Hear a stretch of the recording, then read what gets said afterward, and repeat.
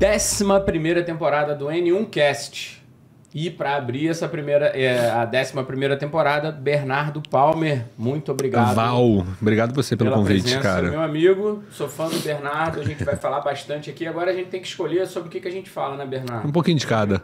Empreendedor, professor de educação física, médico. Vamos dar uma... Vamos falar um pouquinho de cada, que acho que tem muito a agregar. Quem é você por trás do jaleco, Bernardo? Vamos conhecer o Bernardo, depois a gente conhece o profissional.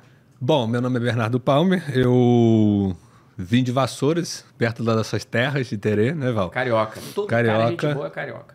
Que xinga bastante, mas pra gente não é palavrão, né? Não. É um bom dia, não é nada ofensivo. Né? Se não tiver palavrão, não é carioca. E não é sincero, né? Não é verdadeiro. Então, mas eu sou de Vassouras, uma cidadezinha de 30 mil habitantes aproximadamente. Passei praticamente minha vida inteira lá. Nasci no Rio, de fato, mas minha família se mudou para Vassouras, eu tinha menos de 10 anos. Nasceu então, onde? Que bairro? Eu nasci na Glória, no estado da Glória. E aí a minha vida inteira foi morando em Copacabana. Boa. A gente morou na casa do meu avô, depois no apartamento que meu pai alugou, depois a gente acabou se mudando para Vassouras. E aí, Vassouras, eu fiz minha vida lá. Então, cidade pequena, 30 mil habitantes, interior, o que a gente acaba fazendo? Ou vai para cachaça, ou vai para o esporte. É a única coisa que sobra no interior. Então, a maioria dos meus amigos foram para as biritas e eu acabei ficando muito no esporte. Assim, muito real. Minha vida inteira ali de Vassouras, eu não me lembro de um dia que eu não tenha feito algum tipo de atividade física. Desde pequeno. Qual que você era mais ligado? Assim? Que a gente mais fazia lá, todos meus amigos, toda a minha galera lá, era bicicleta. E o vôlei era em alta. Até porque no início dos anos 90, 2000, o vôlei também estava em alta. Você pega a geração de prata lá de década de 80, década de 90, que começou a aparecer essa galera aí, o Bernardinho, depois veio Giba, todo mundo, o Ricardinho, que é meu paciente, inclusive, meu amigo.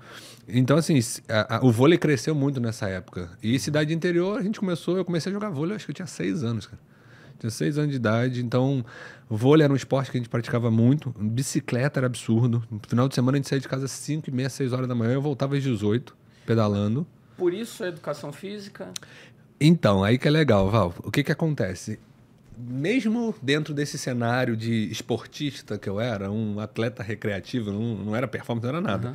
Eu nadava, eu pedalava, eu jogava vôlei, eu praticava lutas, eu já fiz jiu-jitsu, já fiz muay thai, já fiz judô. Então, o esporte sempre esteve envolvido na minha vida. Só que eu ia fazer ciência da computação, Val. Sério? Juro, essa você não sabia, né? Não, essa é novidade. Eu tinha 14, 15 anos, eu comecei a aumentar o meu currículo em cima da informática. Então, por exemplo, eu tenho um curso técnico de montagem e manutenção de computadores no Senai. Eu tenho um diploma do Senai de curso técnico de montagem e manutenção de microcomputadores na época.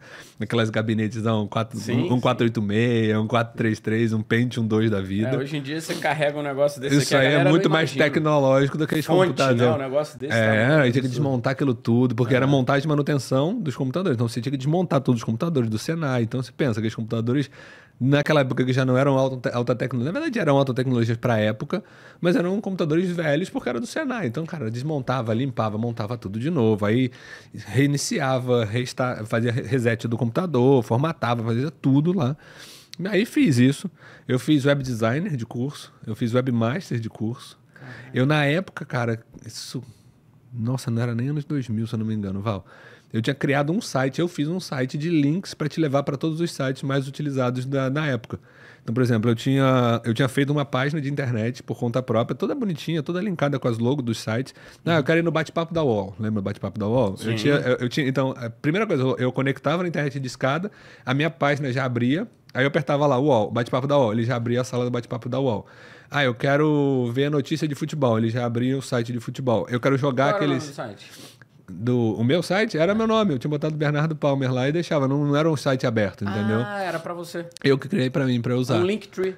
Tipo isso. Era tipo um mapazinho pra gente... Perdeu oportunidade, Linktree. Dei mole.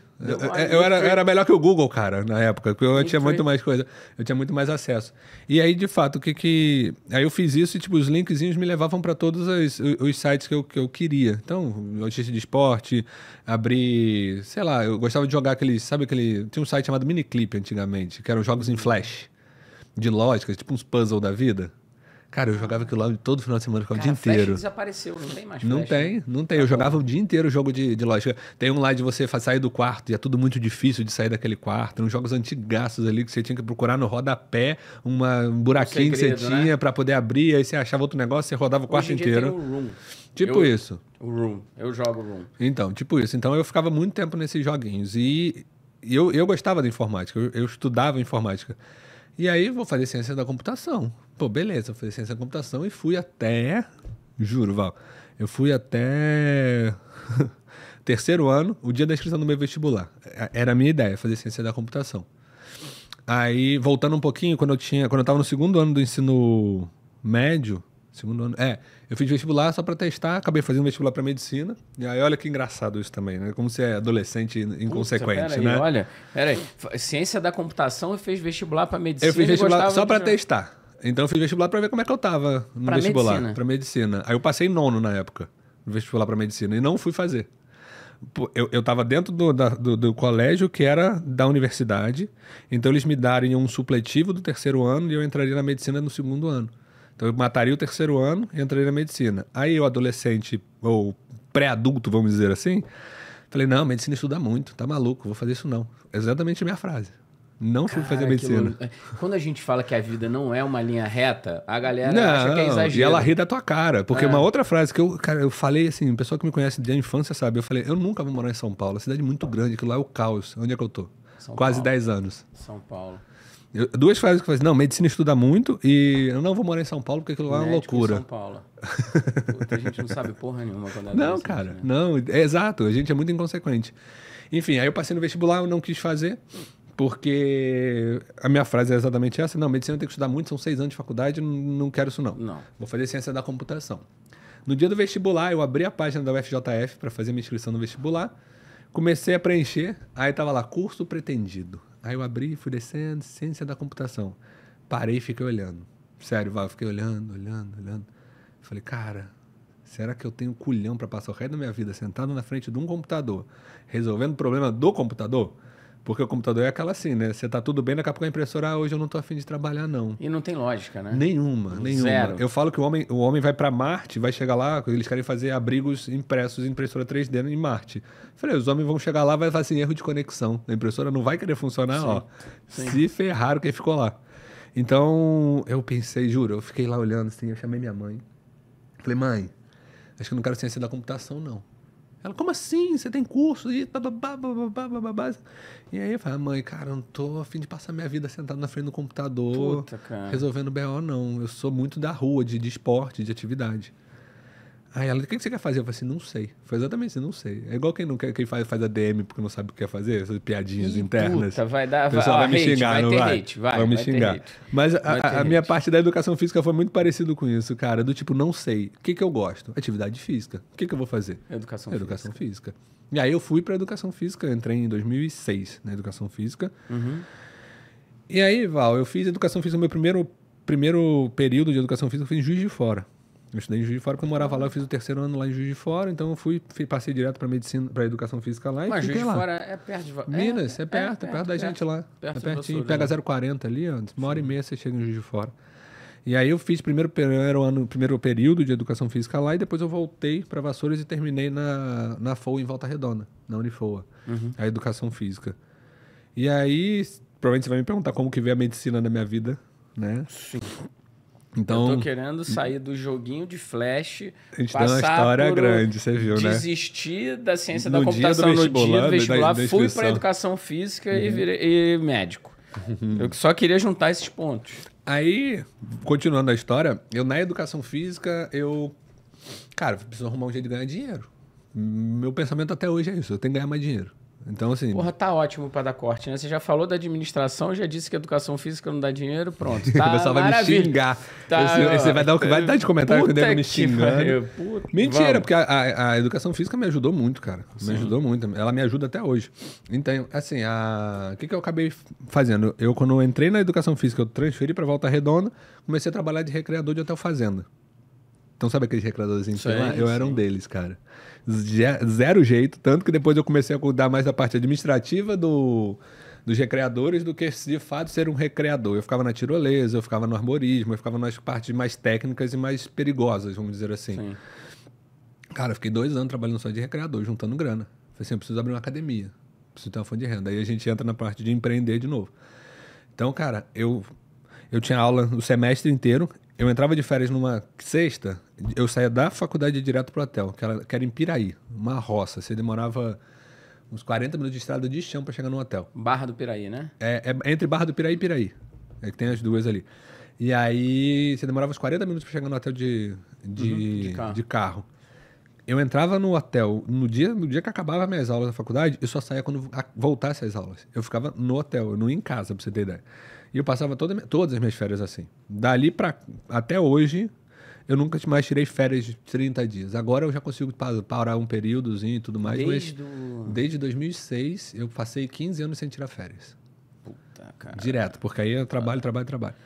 E aí o que eu fui? Fui juntando a grana, porque eu queria abrir uma academia em Vassouras. E aí a gente começou com um projeto lá em Vassouras. Primeiro a gente abriu uma academia só para o clube do Vasco da Gama, que eles eram os atletas do futsal do Vasco, a gente jogou a Superliga de futsal. Eu era preparador físico deles, então era outra fonte de renda, um trabalho que eu tinha. E aí dali a gente criou um projeto e abriu uma academia dentro da universidade pro clube, pro Vasco. Só que aí o que acontece? Desse projeto, eu comecei a ter, mas se a gente abrir para os funcionários também? Porque o clube, né, o time de futsal do Vasco, ele usava a academia durante 1 hora no dia. E quando tinha jogo, quando não tinha viagem, não você usava. arrendou a academia? Não, a gente comprou os aparelhos, a gente alugou a sala dentro do ginásio da universidade. Era terceirizada a academia, mas era para o clube do futsal. E você cobrava do Vasco para eles usarem a academia? Na verdade, foi meio que uma parceria. A gente forneceu todo o material, todos os equipamentos, toda a estrutura. Como eu era preparador físico lá, a faculdade acabou cedendo o espaço. Então ficou elas por elas. Só que eu já tinha a ideia de depois tentar expandir. Então, assim, deixa eles primeiro cederem para eu conseguir montar a academia. Eu tendo isso pronto, eu continuo o projeto. E aí, qual que foi o projeto sequencial? Abrir para os funcionários e alunos da faculdade. Okay. Então, quando a gente fez o projeto para abrir com desconto, a faculdade aceitou, gostou, aí implementou um aluguel para a gente, porque a gente já estava lucrando em cima dos outros. E aí o projeto deu tão certo que depois a gente abriu para a cidade. Então a gente chegou a ser a maior academia da cidade, com a maior quantidade de alunos, foi um negócio bem, bem legal. E ali começou a entrar grana. E aí eu comecei a ter contato com o pessoal da medicina. Quando a gente abriu a academia Vassouras, em 2008. né? Tem uma... Eu já tinha contato com o pessoal da medicina pelas festinhas da cidade, porque a cidade é pequena, então a gente acaba tendo alguns contatos. Mas depois que a gente abriu a academia, em 2008, então tinha 2 anos de faculdade de educação física. Você não estava nem formado? Não, abri a academia, eu tinha 2 anos de faculdade. Porra, isso é uma aula de empreendedorismo, né, velho? Eu saí metendo... e detalhe, quando eu fui fazer a inscrição no meu vestibular de educação física, o meu pai chegou assim, mas não é ciência da computação, me mostrando o boleto. Eu falei, não, mudei de ideia, não vou fazer ciência da computação, não. Ele, vai passar fome, né? Que não sei o quê, tá ferrado. Meu pai é aposentado, ele era funcionário do Banerj. Banerj. Ele trabalhava no Banerj, ele aposentou pelo Banerj. Ele foi piloto da Força Aérea durante 7 anos. Depois ele foi pro Banerj e aposentou. Pô, uma carreira bem estável e um filho que... Que foi jogar bola. Foi jogar bola. A gente ouvia isso muito, né? Em 2 anos você... Abriu uma academia. Eu trabalhei pra caramba, Val. Assim, cara, eu acho que essa pegada que você trouxe, Bernardo, o que as pessoas acham que... Novamente, repetindo o que a gente já falou, que a vida é linear. Você tem que fazer um plano agora, que esse plano vai dar certo a vida inteira. Não é assim. Não dá, não. Não dá. Sem condição. Se você é cobrado para... Pô, você tem que decidir hoje o que você vai fazer daqui para... Cara, a gente não consegue. Se você for olhar com lupa, assim, a vida dá grandes viradas em ciclos de 5 anos, 7 anos. Você vê que dão grandes viradas. Total. Certeza, você está em lugares. E o que amarra um pouco... Eu acho que quando a gente vai falar sobre pessoas que se desenvolveram muito, são aquelas pessoas que não são apegadas ao passado. Ficar preso ao passado é muito ruim, porque você, no passado, o que você tem no passado? Você tem a estabilidade, você tem o reconhecimento, você tem um caminho muito confortável para ficar naquele teu passado que você... ali tem um porto seguro e uma segurança, né? Uma segurança, um porto seguro, né? Que você olha para o teu passado achando que aquilo é o teu presente e aquilo é o teu futuro. Não é, aquilo já passou na tua vida. Então, essa tomada de decisão, essa coragem é o que diferencia as pessoas que conseguiram chegar em outros patamares. Esse papo contigo está sendo excelente. Eu já esperava encontrar um cara empreendedor, mas a coisa da academia e da ciência da computação eu não sabia. Da educação física estava claro. Mas a academia com 2 anos de formado, faculdade. Que é aquilo, é fechar os ciclos cada vez mais rápido. O cara que venceu lá na frente foi um cara que mudou muito de estratégia. Sim, você tem que se adaptar a gente chama no de meio do caminho. Pivotar hoje, né? Pivotei. Mas Sim. é uma puta decisão difícil, tá? E assim, são estratégias que você tá em movimento, você não tá parado pensando. A vida tá acontecendo, né, Val? A vida tá acontecendo e você tem, por outro lado, uma voz aqui que vem, né, de cultura de pai, de vô. Sim. Pedra que muito rola não cria limo. Você precisa ter uma segurança. Você não pode ficar se aventurando. Exato. E não assim, faz isso. Quer dizer, e pelo ponto de vista dos nossos pais, que viviam numa época totalmente diferente da nossa, eles estão certos. Sim, porque a insegurança lá era gigante, né? Então era mais fácil você ter uma base... Você entra no emprego público... Isso que eu ia falar, ser um funcionário público era isso. Porra, estabilidade. Pô, eu lembro meu pai falava pra caramba na minha cabeça, não, você tem que fazer concurso público, você tem que fazer concurso público. Eu falei, cara, não, peraí, tem coisa melhor que isso. Não vou ficar hoje em dia, concurso público acabou, a estabilidade porque não paga, uma conta que não fecha. E um papo atual, você falou do seu pai da Força Aérea, o Brasil tá ficando sem piloto e sem médico, né? Tá. Acho que as 3 forças, na realidade, estão ficando sem piloto e sem médico, porque a grana não estão pagando, compensa, os caras estão indo embora. Estão indo para a Latam, né? Tem muito piloto da Força Aérea indo para a Latam. Tem, eles estão indo para a área comercial, porque paga bem, paga em dia, paga certinho e assim, é mais valorizado. Você pegar um piloto recém-formado, cara, olha o tempo que ele levou para ser piloto, 7 anos. São 3 anos de EPICAR, né, que é a Escola Preparatória de Cadete do Ar. Uma puta formação, depois, né? São mais 4 anos de Força Aérea, Academia da Força Aérea. Você sai com 2 diplomas de lá. Você sai como engenheiro aviador e você sai como administrador. Você sai com 2 diplomas de nível superior. Aí você vira piloto, você vai para, sei lá, para Natal, que seja. Você vai ganhar de soldo 8 mil. Não tem condição. Entendeu? Quando você vira aí um capitão, tenente do exército, da Força Aérea. Então... Cara, se vai pra fora uma linha comercial dessa, um cara desse tá tirando uma grana muito melhor. Sim, pra parte recebendo em dólar, né? Recebe em dólar, tem escala, tem tudo certinho. Então o que a gente leva disso, eu acho que a mensagem que a gente deixa para as pessoas é que a sociedade que a gente vive hoje, a única certeza que a gente tem é que vai mudar. Sim. É mudança. Desde essa sempre, constante né, mudança. Desde sempre. Se você for pegar... E pouco, cara. Você vê há 100 anos atrás a diferença do que é hoje. Né? Se você olhar o conhecimento hoje, ele se duplica a cada 2 horas. Na época dos nossos pais, avós, eles demoravam 20 anos. Então, você pegava uma Barça, uma Rússia, esses livros antigos que a gente estudava... A galera não conhece isso. Não sabe, a gente estudava com... O nosso chat GPT era Barça, né? Era Barça, e dava um trabalho de achar as coisas lá. Do caralho ter isso, né? Era uma compra pra família. Era. Família tem uma Barça. Tem uma Barça, ficava na prateleira, na estante de casa e amostra. Mas eu quero voltar, e aí? Quando a medicina chegou? Quando que a medicina chegou? E aí, o que eu fiz? Eu trabalhei de recreador. E assim, pra você entender, eu ganhava acho que R$30 por dia de recreador. Era puxado. E assim, eu trabalhava das 5h30, 6 da manhã até a hora que acabasse os hóspedes do hotel, que era 3 horas da manhã. Porque você fazia recreação para as crianças, depois tinha recreação à noite para os adultos, com música ao vivo, bingo, tinha um monte de coisa. Então eu trabalhava até as 3, então eu dormia 3 horas.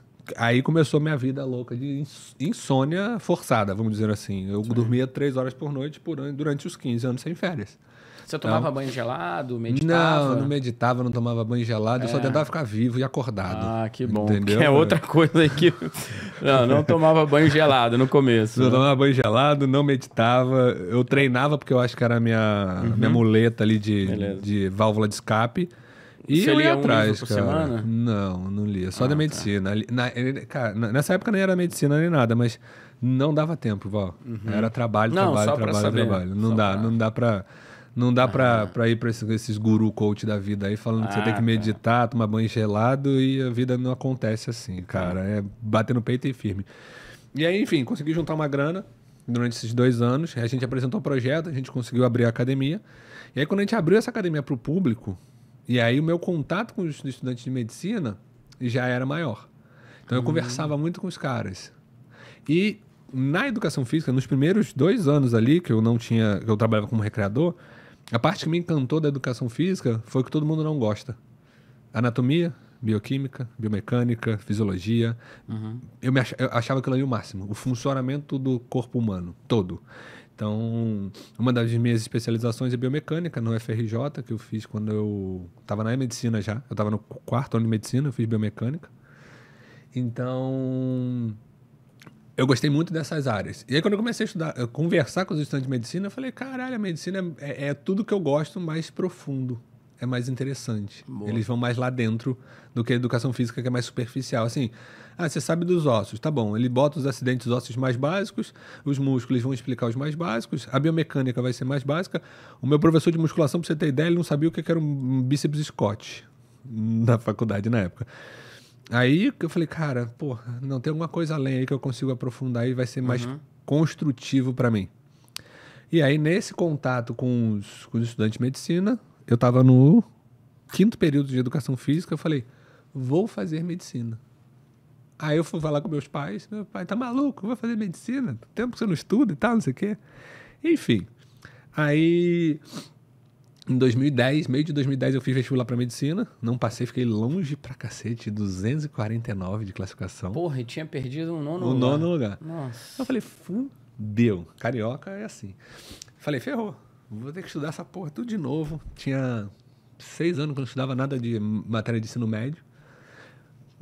Peguei minhas apostilas de 2005, do Opção, que é o colégio que eu fazia lá em Juiz de Fora. Peguei minhas apostilas, sentei numa mesinha desse tamanho, na academia, a música torando, gente treinando, me chamando.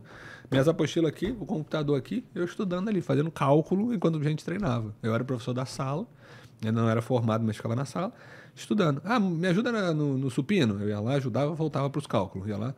Eu passei 3 meses estudando assim, aí estudava em casa. A minha irmã tinha formado há pouco tempo, então ela sabia bastante coisa, eu tirava algumas dúvidas com ela. E aí, cara, fiz o segundo vestibular, que aí foi em dezembro de 2010, e eu entrei em 2011. Aí eram 40 vagas, eu fiquei em 49º, na reclassificação eu entrei. Então eu saí de 249 para 49º. Não, saiu de nono. Saiu de nono para 249. Agora, aí eu fiquei em 49º no vestibular e na reclassificação eu acabei sendo chamado. Aí eu entrei para medicina. Tem o número 9, acredita em numerologia? Não 9, é? 49, bem, 200 e quanto foi a outra? 239 que eu fiquei. 239, número 9. Tudo 9, é bizarro. Vamos procurar isso aí. O numerologia aí, a galera que tá assistindo aí já faz as contas. Já veio medicina direto, né? Aí entrei pra medicina e aí dentro da medicina eu fiquei doido, cara. Anatomia, fisiologia. Virou sócio da faculdade, abriu uma cantina, quase, montou anatômico. Se deixasse... Abriu uma academia lá ou não? Eu tava com a minha academia ainda. Academia Tava? eu trabalhei de personal e dono da academia até meu penúltimo ano de medicina. Eu fiquei até 2000... você formou em educação física? Formei. Você tem o CREF? Tenho o CREF. Tenho o CREF. Formei em Educação Física em 2009. A minha academia, eu fiquei com ela até 2015, pra você ter ideia. Eu abri em 2008, fiquei até 2015 com ela. Lá em Vassouras. No começo na faculdade, depois eu saí e abri ela dentro de uma galeria que o Vassourense chama de shopping, né? Porque qualquer lugarzinho que tem mais de 5 lojas vira shopping, cidade interior, né? Em Teresópolis teve, virou... Como que é o nome? Virou um evento, a primeira escada rolante, velho. Porra. Então. Shopping Teresópolis. Mas Vassouras é nesse nível. Abriu o Subway lá, rapaz. A fila fazia a volta no quarteirão. Porra, é muito aí legal. Fechou, faliu já, porque ninguém mais come lá. Só dura pouco tempo na cidade interior. Medicina aí você sossegou? Não. Putz. Então, aí fui fazer medicina. Aí, me encantei com as áreas que eu já gostava. Anatomia, cara. Anatomia e medicina... Eu lembro da terceira prova do módulo 2, né, no segundo período, eu gabaritei a prova. Era uma prova extremamente absurdamente difícil. Era mais parte de aparelho digestivo. Então, assim, nervação, tudo era difícil pra caramba, identificação. Eu gabaritei essa última prova. Tirei 10 em anatomia. Até brinquei com a minha mãe e falei, mãe, tirei 10 em anatomia. A resposta dela, fez mais que sua obrigação. Eu falei, eu saio fora, já tô velho, já não veio com essa de obrigação, que minha obrigação eu já fiz. Já acabei minha primeira faculdade. E aí eu acabei me gostando ainda mais dessas áreas. Fisiologia, bioquímica, biomecânica não tinha, né? Mas fisiologia, bioquímica, fisiopatologia, genética era legal, interessante, apesar dos professores não serem tão bons.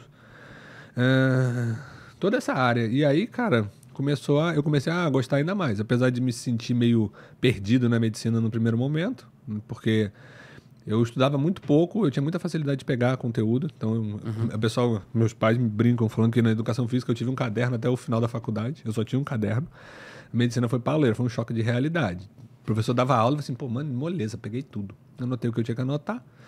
Cara, era 1% do que caía nas provas, que era tudo no livro. E eu não tinha o hábito de ir aos livros, né? Eu entendi o que tinha na aula, entendia mais da lógica, dava uma lida na matéria, no conteúdo e tá tudo certo. Aí até eu pegar o jeito, eu levei uns mesezinhos ali para eu entrar no eixo. E aí depois, cara, fui embora. E sempre gostando muito do esporte, né, Val? Então, acompanhava o Paulo. Eu acompanho o Paulo desde que ele tinha um blog. Não existia nem Orkut na época. Ele tinha um blog chamado Performance com Saúde. Que é o nome da clínica. Que era o nome da clínica no começo, exatamente. E eu acompanhava ele pelo blog. E... Cara, eu sempre gostei e sempre pensei, cara, se eu conseguir juntar a educação física com a medicina, o que é que eu consigo agregar? Então foram pontos ali que eu fui pensando com o passar do tempo. Não foi pensado, igual a gente fala, a vida vai dando cambalhotas, né, Val? Então, assim, eu entrei na medicina e falei, eu vou ser médico. Independente se eu tenho educação física ou não, eu vou seguir a área da medicina. Mas você já acompanhava o Muzi nessa época, não? Só online, né? Eu acompanhava os posts do blog dele. Eu tenho até hoje coisas instaladas no meu computador de textos que ele fez naquela época do blog. Depois o Orkut, depois o Instagram. Eu comecei a conversar e ter contato com o Paulo, de me aproximar com ele em 2013, se eu não me engano. E aí, em 2014, ele foi em Vassoura. A gente fundou uma liga com o nome dele, a Liga de Medicina do Esporte e Nutrologia de Vassoura, que leva o nome do Paulo. Então, não foi muito assim. Então, eu entrei na medicina falando assim, eu vou ser médico. O que eu vou ser? Ainda não sei, deixa eu conhecer a medicina. Tá, e aí eu comecei, neurocirurgia era um negócio muito legal, me encantava demais. Mas aí você começa a botar na ponta do lápis e ver a parte mais administrativa, cara, tá bom, beleza, mas já tenho 4 anos de faculdade de educação física, vou bater 6 anos de faculdade de medicina, eu teria mais 5 anos de residência na neurocirurgia. Então bateria 15, eu ia ainda estar me formando agora em neurocirurgia. Então assim, por ter 2 faculdades e a vida foi passando, eu acho que eu estaria um pouco velho, ou eu perderia algumas oportunidades ali de evoluir financeiramente. E assim, como eu trabalhei... Tem que botar no... Isso é uma variável, né? Exato. Que as pessoas falam, tem que ser o que você ama, mas dentro de uma realidade... Quando a gente fala, faça o que você ama, você tem a macrovisão. Porra, eu vou para medicina, vou para saúde e tal, mas esse ponto específico talvez... Então, exato, porque eu ia ver que o tempo ia passar muito. Eu ia... Imagina, aí, eu viro neurocirurgião, até eu começar a ganhar público, paciente, conseguir entrar numa equipe, eu ia passar dos 45, Normalmente isso vem de família, né? Que é o filho do cara. Eu observo muito isso em algumas áreas. Por exemplo, anestesia. Quando você olha, parece que tem uma dinastia, né? A anestesia é um dos núcleos mais fechados da medicina, cara. O pai passa pro filho. Isso é uma coisa interessante para empreendedorismo. Tudo isso é estratégia, né? Quando você vê quando você olha para todo mundo fala de network. O primeiro network que você tem é dentro de casa, pô. Teu pai é um grande advogado. E você vê muitos filhos e netos que vão seguindo aquela carreira. Isso é network. E tá certíssimo. Né? É network, isso é influência, o cara já tá ali. E não é demérito, porque às vezes o filho supera até o pai, não é uma forma de demérito. Sim. Mas é uma estratégia quando você fala de network. Imagina o Bernardo saindo do esporte tudo para ir construir uma coisa onde ele não tem vínculo nenhum, cara. Exato. Então, assim, e se eu tivesse entrado na medicina com 18, quando eu fiz o vestibular lá, vale a pena super fazer uma neurocirurgia. Eu ia acabar novo, inclusive, antes dos 30. Aí até eu construir uma carreira, beleza. Quando eu fui pensando, eu pensei, cara, não vai fazer muito sentido eu ir para uma neurocirurgia. Eu vou perder muito tempo me aprimorando e desenvolvendo. Quero mudar completamente. Eu quero saber, e esse se, hein, cara? Como é que você lida com esse se? Se eu tivesse... Em várias áreas da vida. Tipo, investimento, em tudo. Se. Como é que tu lida com se? Se é uma coisa que... Mas então, eu já vou puxar o que você trouxe, né? Tipo, cara, não dá pra ficar pensando no passado. Você não pode... Eu não fico fazendo essas reflexões do tipo, cara, mas se eu tivesse feito neurocirurgia? E se eu não tivesse feito? E se eu não tivesse falado com o Paulo? Eu também não estaria aqui. Então, assim, e o se, ele tem para os 2 lados. Porque a gente tem uma coisa curiosa, que é uma coisa que a gente sofre hoje, que é o paradoxo da escolha. A gente tem oportunidade pra caramba. Sim, cara. É aquele problema da sorveteria. Se você chega na sorveteria, tem baunilha e chocolate, beleza. Comprou baunilha. Será que o chocolate é bom? Não sei, depois eu provo. Vai na sorveteria hoje. Deprime. 150 sabores. Aí você compra baunilha... Você você mistura tudo. Aí tem sem baunilha, tem baunilha com chocolate. Aí tem menta forte, menta fraco, menta com isso, menta com aquilo. Você fica muito mais vivendo as 130 opções que você não... Ou a dúvida da escolha, né? A dúvida da escolha, para onde eu vou, isso, o paradoxo da escolha é uma doença. Né? Eu realmente... Então, escolher... sem olhar para trás e seguir o caminho, para mim, é o grande desafio hoje, para tudo, vida pessoal. Instagram hoje, como é que você casa hoje? Não tem como casar, o dia inteiro lá. Bernardo é bem casado, paizão. Mas vamos lá, geração agora, não sei nem qual letra que tá agora, acho que é Z que tá, o W, acho que Z. tem mais uma já, mas já tem mais uma chegando? Ainda. Eu não sei também não, Val. Gente, essa galera, bicho, é um mundo de opções. O mundo alfa, eu acho. Já é alfa? Eu acho um negócio desse. Depois escreve aí pra gente que eu não faço nem ideia. Então, o si, você lida bem com o si, né? Cara, sim. Até porque a minha família vivia muito no si. Né? Então era tudo, mas você vai pra São Paulo, mas si. Eu falei, mas se nada, se der merda a gente conserta no caminho e resolve. Carioca tem uma pior. Bota o negócio aí do palavrão. Bota o pi aí. Como é que é? Se papai não tivesse comido mamãe, eu não tava aqui. Exato, entendeu? Então se tipo papai não tivesse transado com mamãe, eu não tava aqui. Tem muito e si que freia muito a tua vida, entendeu? Então assim, vai, mas cara, tá com medo? Vai com medo, experimenta, vê se vai dar certo. Se não der, volta, faz o retorno, recalcula a rota, no meio do caminho você tenta ajustar o que precisa. Eu vou te puxar, Bê, pra medicina hoje, tá? Como é que você tá lidando, Bernardo? A tua chegada aqui com o Paulo, só pra gente costurar essa, como é que você chegou aqui em São Paulo? Isso aí é uma parada interessante, Val. Como eu comecei a falar com o Paulo, via Instagram, mas ele tinha 6 mil seguidores na época. Tipo, nada pelo que ele tem hoje, pelo que ele é hoje.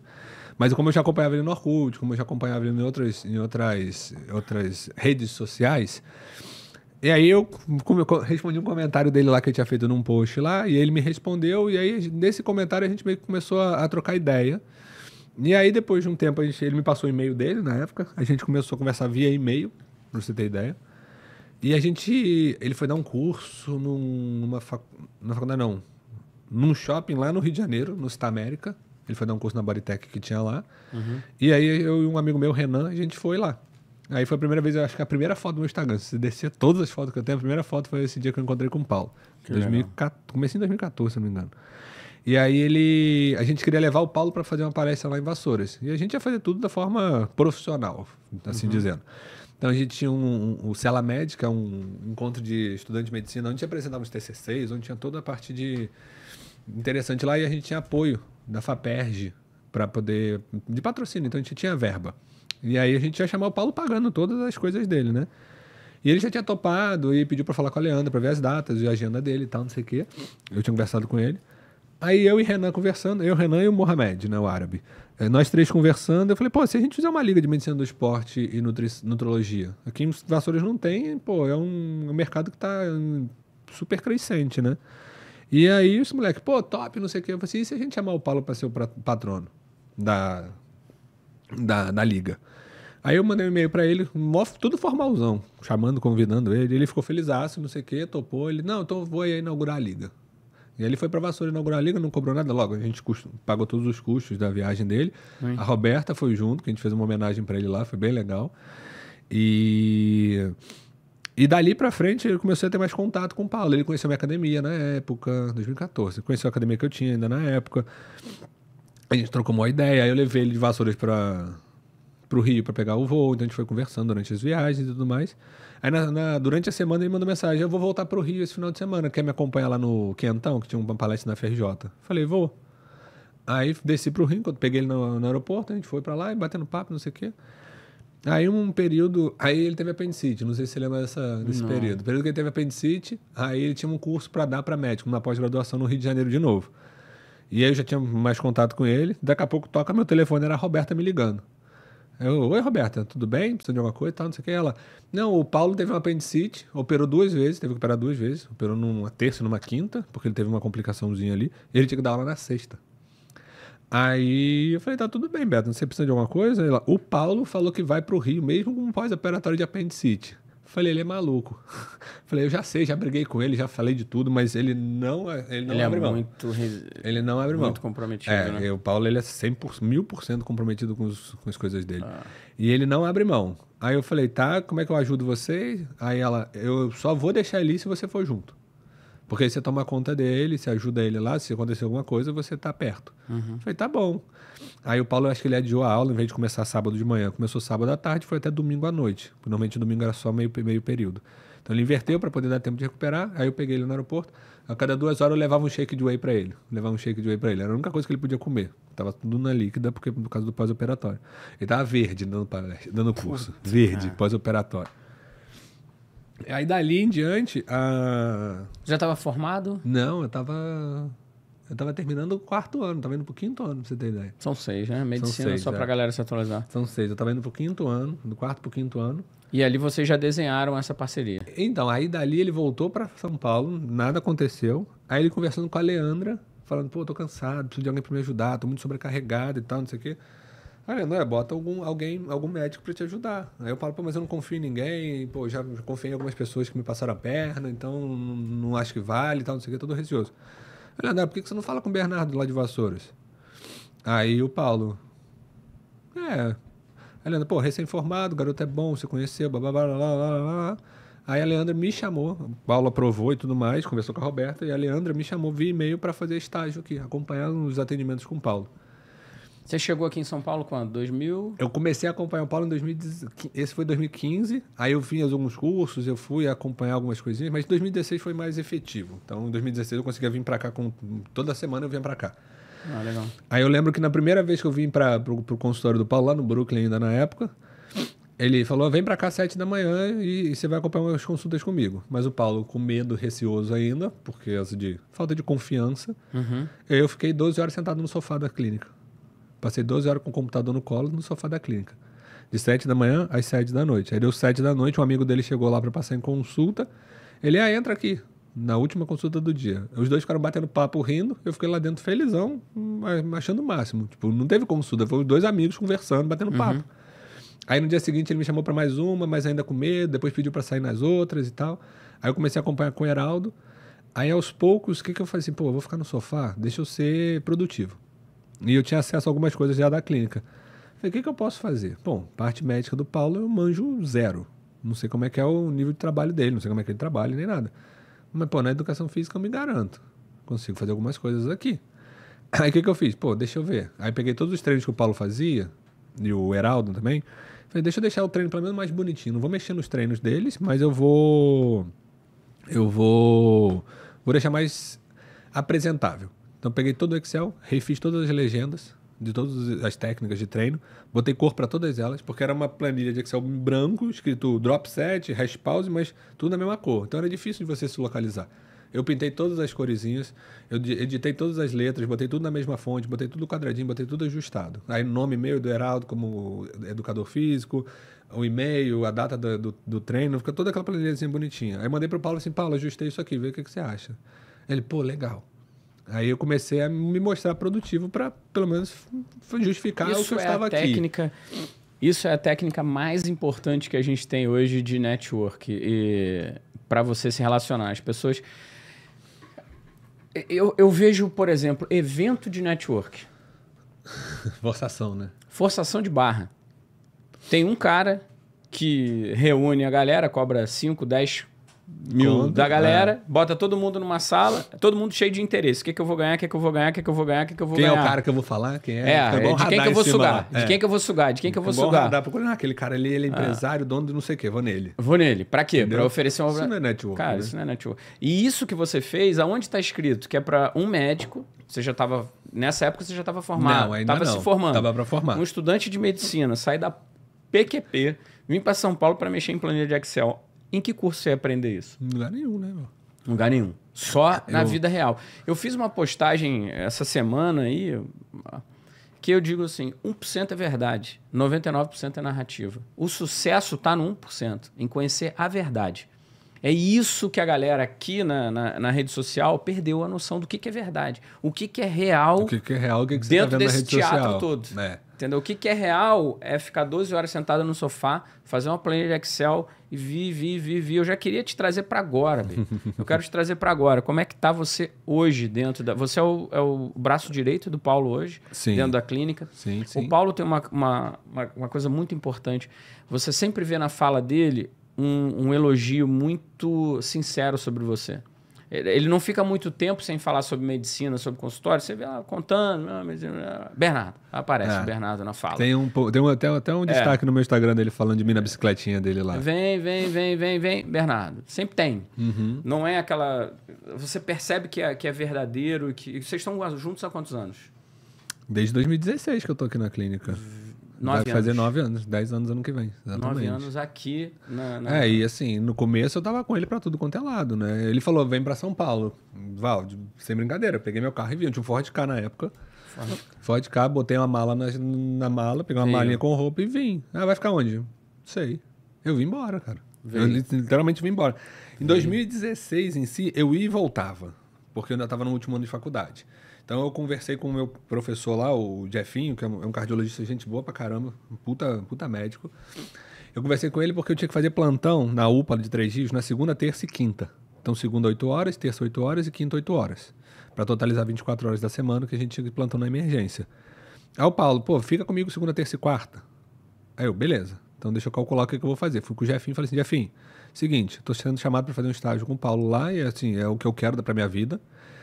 Tem como você me ajustar os horários de plantão? Aí ele falou assim, como é que vai ser? Eu falei, então o Paulo me chamou pra ficar segunda, terça e quarta lá. Então deixa eu fazer 24 horas na quinta, porque eu completo as minhas 24 horas da semana. Aí ele olhou pra mim assim e falou assim, quinta-feira? No meu dia de plantão? Então ficava eu e o Jeffinho no plantão 24 horas na quinta-feira. E segunda, terça e quarta eu vinha pra São Paulo. Então eu vinha pra São Paulo no domingo à noite. Passava segunda, terça, quarta com o Paulo. E o Paulo, naquela época, ele atendia às 7h30 da manhã e ia até onde Deus quisesse. Então, meia-noite ele estava atendendo ainda. E aí eu vim só. Então, eu vim. O que eu vim, Val? O que eu fiz? Vim. Peguei, em 2016, vim no meu carro. Onde é que você dormia? No carro. Eu não conhecia São Paulo. Eu não tinha dinheiro. Não tinha dinheiro real. Eu não tinha um centavo no bolso. Eu não tinha onde dormir. Vou alugar um hotel? Nem sonhando, cara. Não tinha dinheiro. Nenhum. Eu dormia dentro do carro. Então, acabava os atendimentos, a gente descia do consultório pro estacionamento, todo mundo ia embora, eu ficava no estacionamento. Aí, no dia seguinte, a gente acordava de manhã cedo, eu ia pra academia, a gente treinava na academia, e na academia eu tomava banho lá, a gente almoçava ali, a gente comia no Bananas, que era ali na esquina, e depois subia pra atender de novo. E aí eu voltava pro carro e dormia no carro. E aí eu passei esse período todo assim. Esse é 1%, né? Em 2016, eu rodei 60 mil quilômetros com o meu carro, indo e voltando de Vassouras pra cá. Puta, cara. Eu ia voltar toda semana, cara. Qual a tua abordagem hoje dentro da clínica? Você já tem a tua equipe dentro da própria... Sim, hoje a minha abordagem é muito parecida com a do Paulo. Não tem a parte da ortopedia, porque eu não sou especialista, não fiz ortopedia. Mas a parte metabólica é muito igual à do Paulo. Então são 2 atendimentos muito parecidos, tá? Só que agora tem eu e a Camila numa equipe e o Paulo com a Vanessa na outra equipe. Mas a gente tem a mesma abordagem técnica e científica para estruturar o atendimento do paciente, tá? Foge muito quando o paciente vem por queixas ortopédicas. Aí não entra na minha alçada. Eu consigo avaliar, consigo identificar, mas aí eu vou referenciar para algum colega ou até para o Paulo. Como o Paulo está mais nessa parte, a gente tem as outras referências que são os amigos do Paulo que também trabalham com ele na parte de cirurgia e tudo mais, o Zé Carlos, o Carlos, o Vinícius. Então a gente acaba mandando para esses médicos. Que é o núcleo deles, né? De ortopedia. Exato. Então eu acabo mandando para eles lá. Ali tem tudo, né? Tem um Vinícius o Dr. Vinícius, que é neurocirurgião com coluna. O Zé, ele é ombro e braço. E o Carlos, ele é membro inferior. Quadril membro inferior. Tá. Como que você está... Nesses anos todos que você está aqui, você mudou o perfil do paciente que está procurando emagrecimento? Ou... Eu tenho uma... Eu acho... Minha visão de quem está de fora é que a história meio que se repete sempre. Faz sentido isso? Val, faz sentido. O emagrecimento faz sentido. É mesmo que a bala de prata... O que eu observo, Val, assim, eu como pessoa, não vou falar mais como médico, mas como pessoa, o que eu observo hoje, e assim, é o que você falou, a história se repete, são ciclos. É muito indivíduo com sobrepeso e obesidade buscando alternativas, entre aspas, fáceis para emagrecer. Ou ser emagrecido, que eu acho que é o pior que a gente tem visto hoje em dia aí. As pessoas, elas são dispostas a pagar o preço que for, a passar pelo procedimento que for, para emagrecer. Mas fazer o básico fica difícil. É o que a gente sempre martela. Se não tem o básico, que é uma dieta bem feita, um treino, uma atividade física, não precisa ser musculação, mas alguma atividade física, e um sono de qualidade, você não vai sustentar com nenhum tipo de medicamento. Medicamentos são bons para o emagrecimento? Sim, ajudam, auxiliam de fato, mas depende de cada indivíduo. Você pega um cara que tem uma anarquia total via alimentos, se você colocar uma medicação, ele só simplesmente vai parar de comer porque vai cessar o apetite dele, mas ele não vai aprender a comer. Ele vai parar de comer. Quando ele para a medicação, ele volta para os maus hábitos de novo. Você já está vendo o efeito rebote das canetas? Algum efeito rebote das canetas? Das antigas, sim. Da nova, ainda não, porque ainda está no momento de... Como chegou recentemente no Brasil a Tizerpatida, e algumas pessoas já estavam comprando no exterior, ela ainda não está vendo efeito rebote. Mas Ozempic, Victoza e Saxenda, que foram das primeiras lá, sim, já vi, direto, vários efeitos. Já vi 2 problemas significativos. O rebote, pelos maus hábitos que a pessoa volta a ter. Então, ela não mudou os hábitos, ela esperou que a caneta emagrecesse ela e assim ela ficaria. Exato. O outro mau hábito eu já vi gente usando essa caneta desde 2017, Val. Ozempic, direto. E não é a recomendação, né? Não tem condição de você usar. Primeiro, você tem uma adaptação metabólica, então o corpo ele volta a sentir fome, controle da saciedade. Só que, especificamente esse paciente que eu atendi, que me chamou bastante atenção, Val, é um cara que ele foi um dos primeiros do Brasil a comprar. Ele falou assim, eu fiquei de olho na Anvisa, homologou numa semana, na outra eu comprei. E ele estava usando até hoje. Aí entram os maus hábitos de novo. Era um paciente nosso que ficava 3 dias sem comer, comendo quadradinho de chocolate para suprir uma demanda energética, e a cada 3 dias ele fazia uma refeição. E aí você vai ver a evolução do físico ou do comportamento dele para que lado o físico dele foi. É um cara totalmente sarcopênico, aquele cara sem massa muscular nenhuma, você consegue ver as costelas dele aqui no tronco, mas com uma barriga com gordura visceral absurda. Absurda. Por quê? Maus hábitos. Você retroalimenta principalmente gordura visceral, que é uma das mais prejudiciais para a nossa saúde. É um cara com maus hábitos. E ele, sério, ele sentou na minha frente e com lágrima no olho ele falou, eu vou ter que parar de tomar Ozempic, né?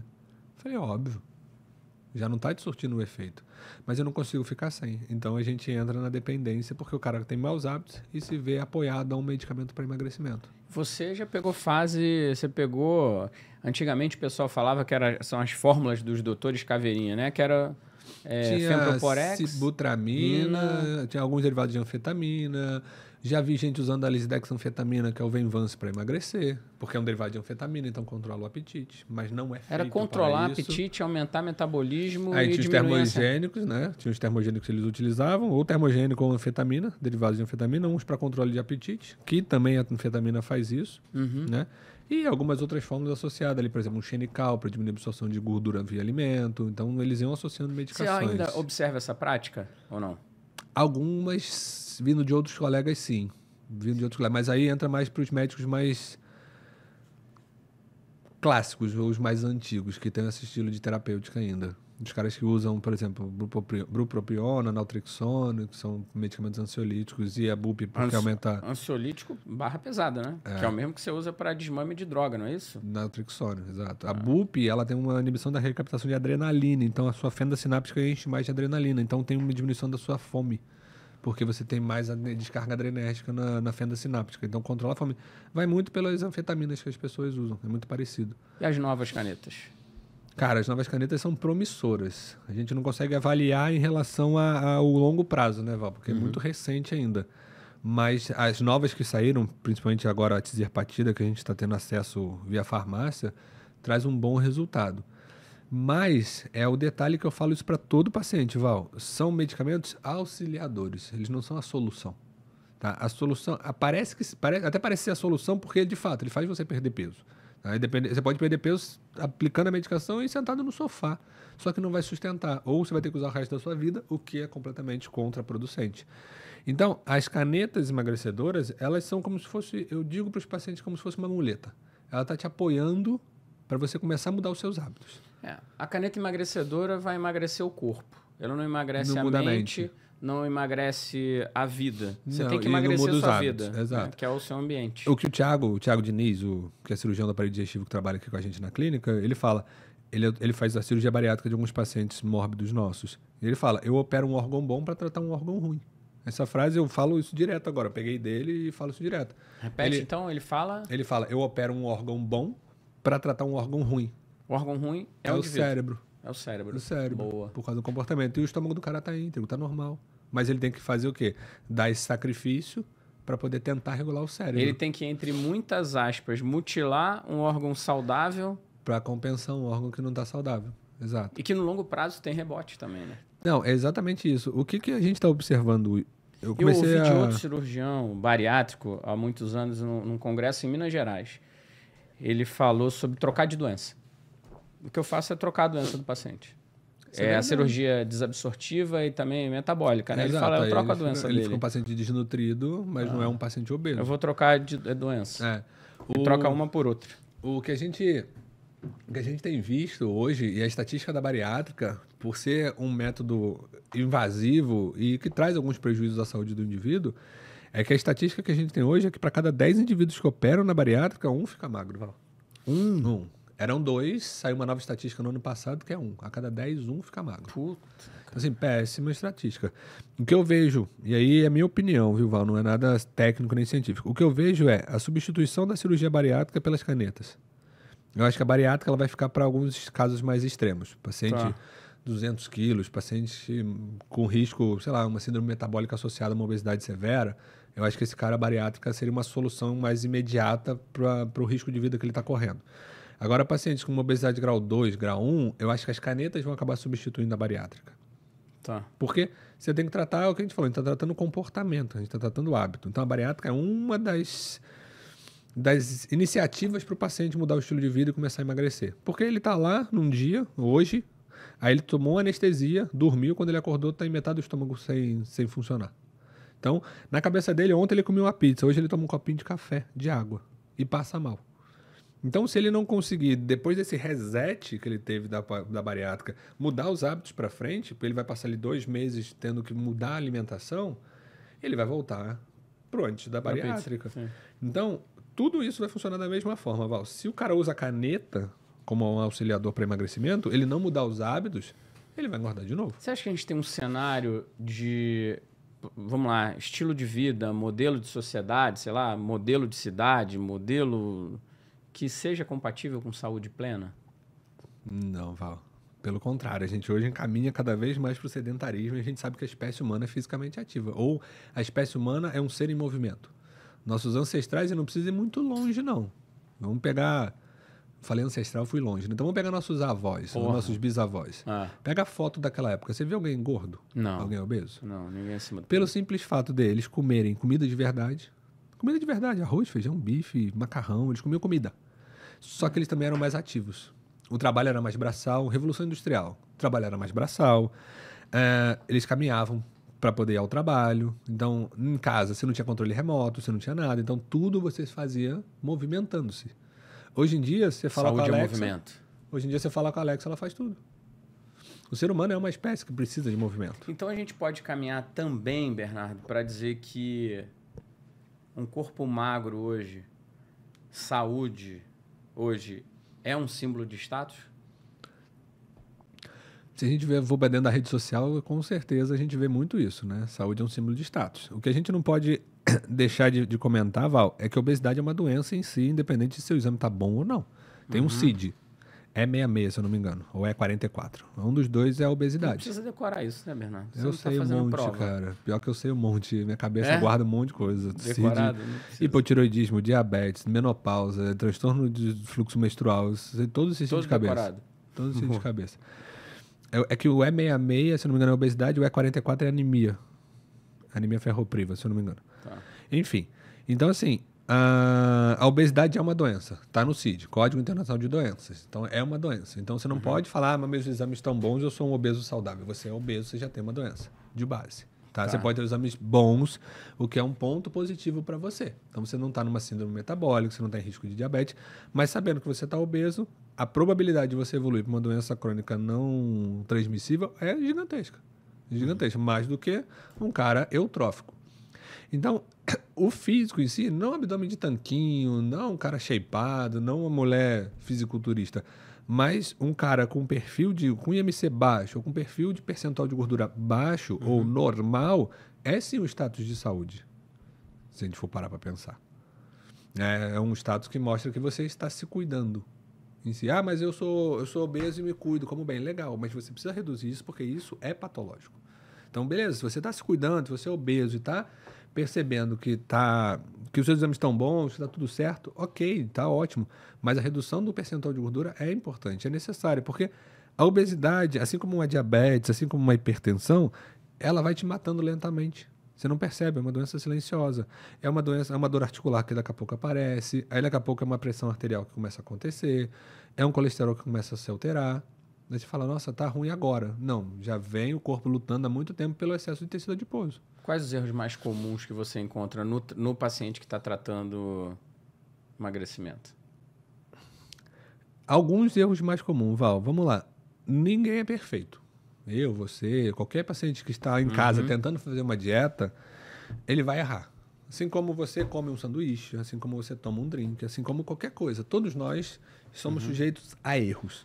O problema é o pensamento catastrófico. Tipo, eu comi um chocolate, pronto, perdi tudo que eu tô fazendo, já era minha dieta, não levo jeito para isso. E é o que eu falo. E a gente começou lá no comecinho, Val. Se a gente ficou pensando no passado, mas eu comi uma feijoada que já era, perdi tudo. Você tá voltando pro passado, se culpando de uma coisa e não tá tentando reorganizar e consertar para frente.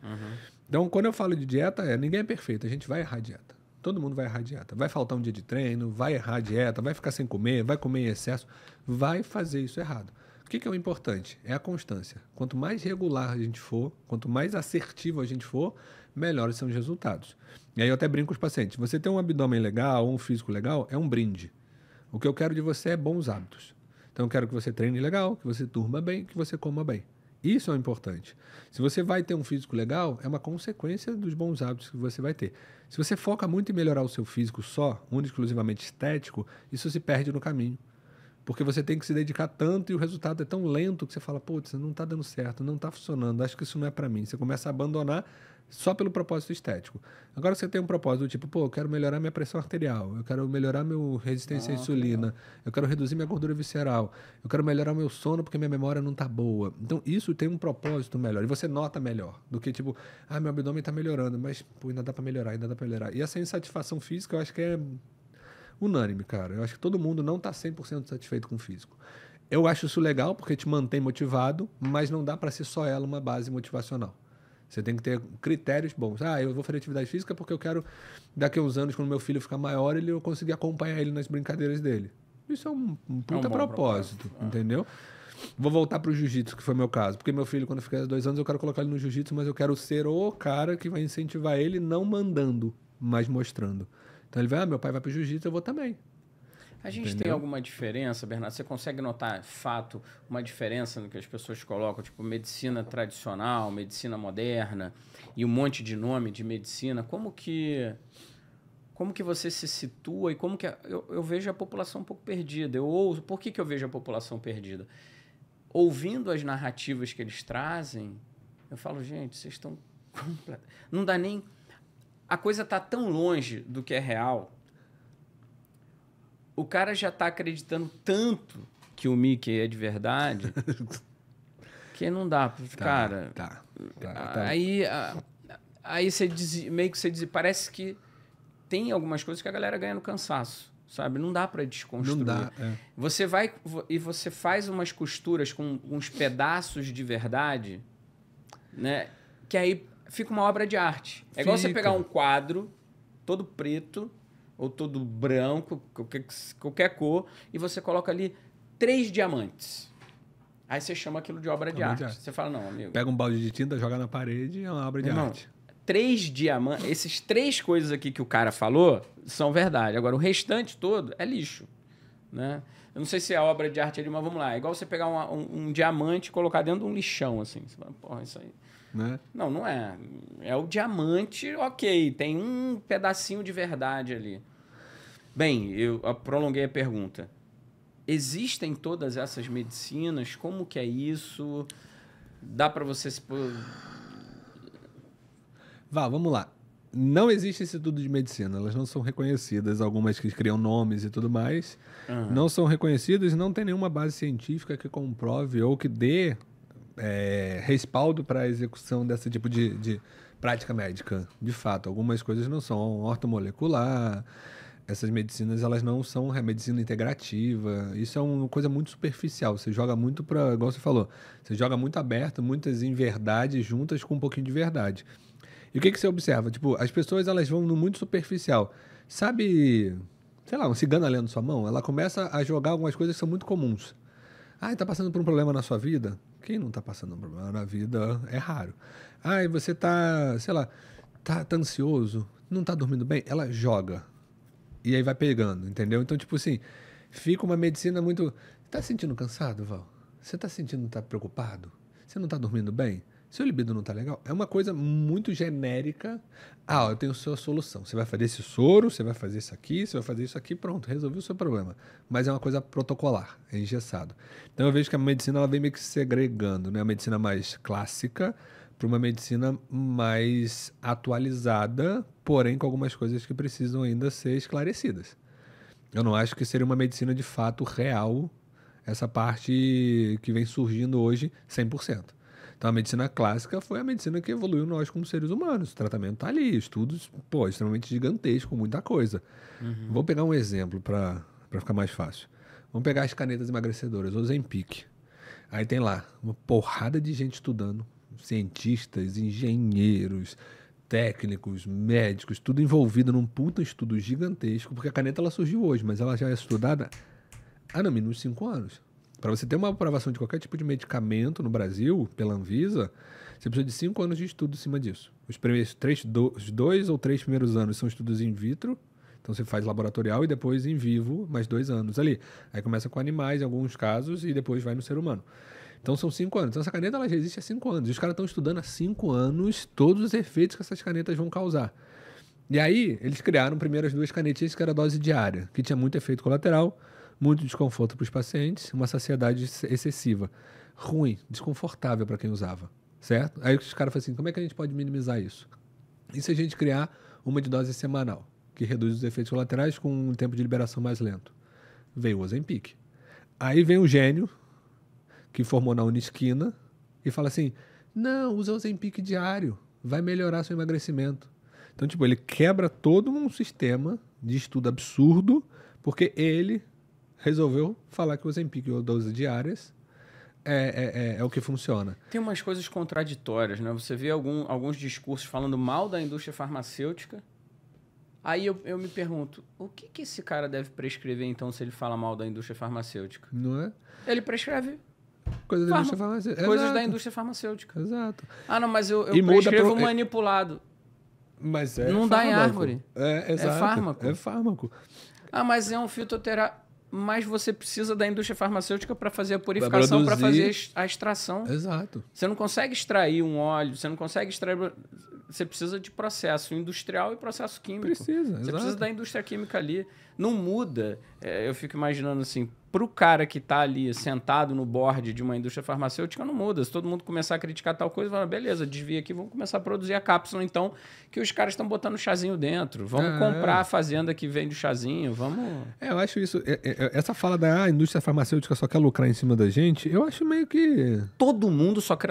Vamos falar a verdade. Todo mundo só quer lucrar. Você acha que a Coca-Cola te vende Coca-Cola porque ela é gostosinha? A Coca-Cola quer lucrar. O profissional que está falando que a indústria quer lucrar também quer lucrar. Todo mundo quer lucrar. É uma lógica, assim, que, novamente, 1% do que você ouve e vê é verdade e 99% é narrativa. Sim. Que a indústria quer te enganar. O cara que está te fornecendo um tratamento placebo também está querendo te enganar. A mais que a indústria, porque a indústria não consegue te tratar em alguns casos, né?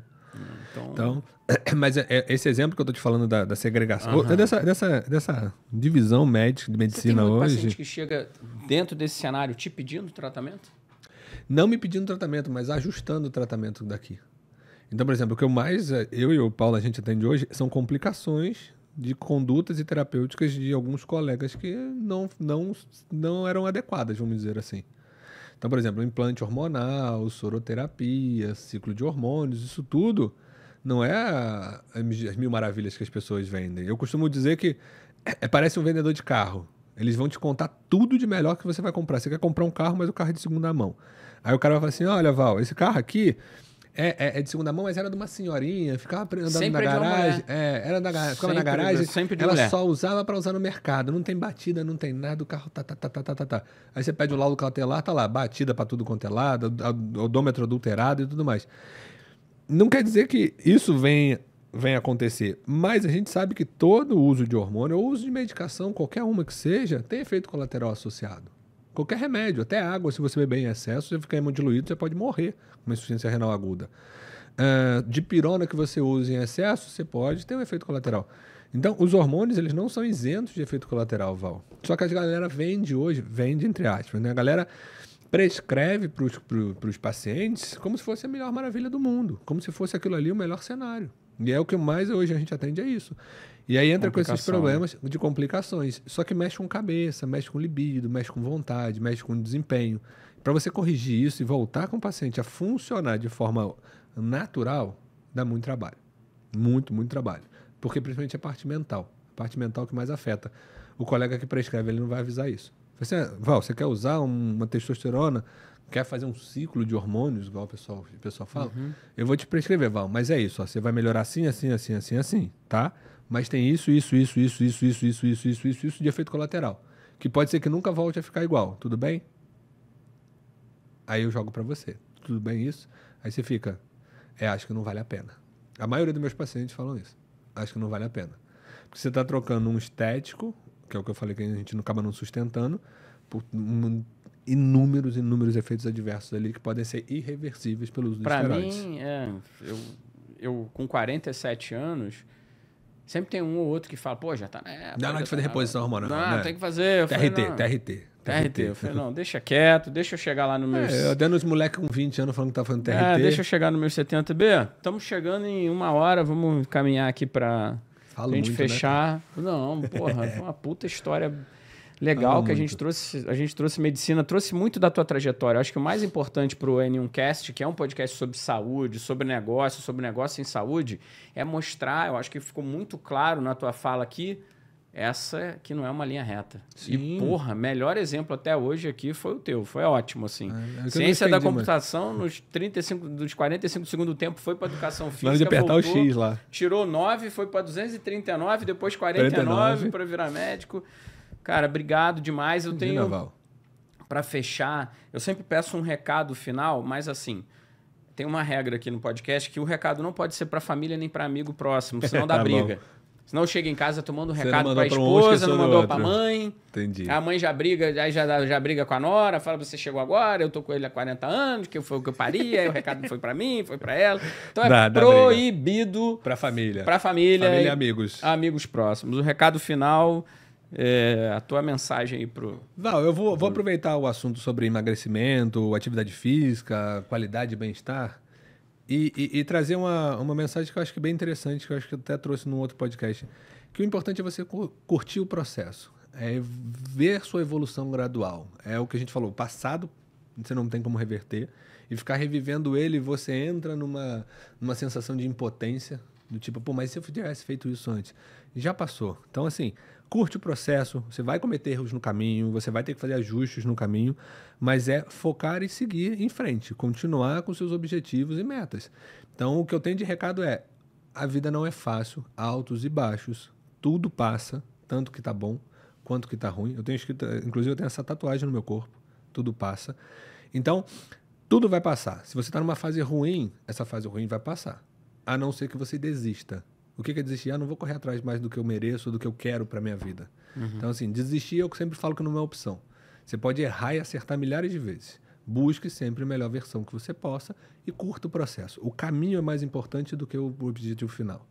Né? Você, quando teve o seu website, você não pensou em simplesmente, vou criar website para daqui a pouco vender. Você criou porque você estava ali vestindo a camisa e você tinha um propósito. Exato. Então, é isso, é curtir o caminho. É curtir e, com certeza, você, como eu e milhares de pessoas, faz ajuste no caminho. Você foi lá corrigindo, vou melhorando. Então, assim, não se cobre do passado que você deixou de fazer e não pense também tanto no futuro, porque te gera ansiedade. O presente e o processo são mais importantes e mais prazerosos. Do tipo, hoje eu consegui fazer todas as tarefas que eu precisava e planejei para o meu dia. Amanhã eu vou tentar fazer a mesma coisa, vou repetir. Legal, tô cabendo numa calça que eu não cabia. Isso é legal, você curtir esse processo. Isso é importante e te mantém motivado. Então é isso, cuide da sua saúde, treine, come e durma, que é a fase mais importante da nossa vida. Boa. Boa, Val. Obrigado demais. Pelo convite. Tamo junto. Porra, adorei a tua história. Volta. A gente pode voltar para fisiologia. Eu não contei que eu quebrei a academia, né? Que eu falei quase 2 vezes, que eu tive que resgatar, depois eu te conto. Isso aí vai ser bom. Então, 12ª temporada tem a parte 2 do Bernardo. Ora, as coisas que deram errado, que veio muita coisa dando certo nessa fase. Então, a gente contou no episódio 1. Vamos pro episódio 2. Tem coisa ruim no meio do caminho. Pessoal, obrigado demais, valeu, mais um N1Cast. Um abraço pra vocês, Val, obrigado pelo convite. 11ª temporada. Sucesso. Até a próxima. Vambora. Tamo junto. Valeu. Junto, Valzão.